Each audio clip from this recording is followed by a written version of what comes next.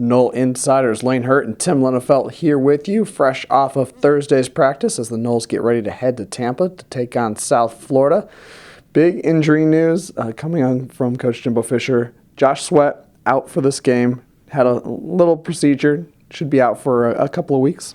Yeah, it sounds like the lesser degree of what we saw with Derwin James, a slight meniscus tear. And if you remember last week, the question was whether or not they would go in and sew the meniscus and repair it that way, or clean some of it out and I guess cut it out and repair it that way. And even though it sounds like the latter is worse than the former, the cutting or cleaning option is actually a lesser recovery, and that's what Josh Sweat had. So they had just a little bit of cartilage in there that needed to be cleaned out, and he expects him to be out 1 to 2 weeks and hopefully have him back soon, which is, again, what at the time frame was they had said for Derwin James would have been had he had that type of procedure. So meniscus tears, unfortunately, all around for some of Florida State's defenders, but it sounds like for Josh Sweat, at least as good as the news could have been. Especially for a guy who thought that he may have been legit injured on the same knee that he injured in high school. So only have a couple weeks. It's definitely good, which means we might now see a little bit more of Brian Burns, a guy who really impressed during camp.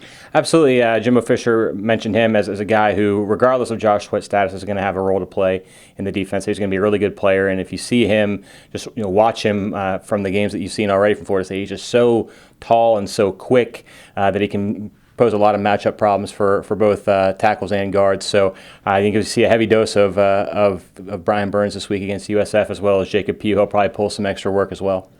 Of course, Seminoles.com and the Nole Insiders will have plenty for you the rest of this week. Game preview tomorrow, 3 keys on Saturday. Something that jumps out to you, Tim, to give it a little sneak peek?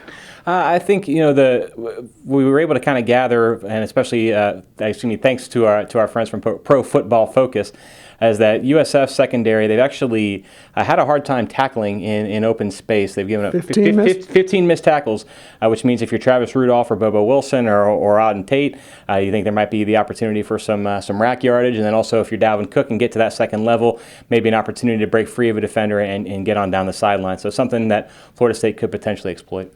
There you have it, Seminole fans, a little sneak peek. Make sure you check out all of our content on Seminoles.com as Florida State gets set to take on USF. So for Tim Lenefelt, I'm Lane Hurt. Go Noles.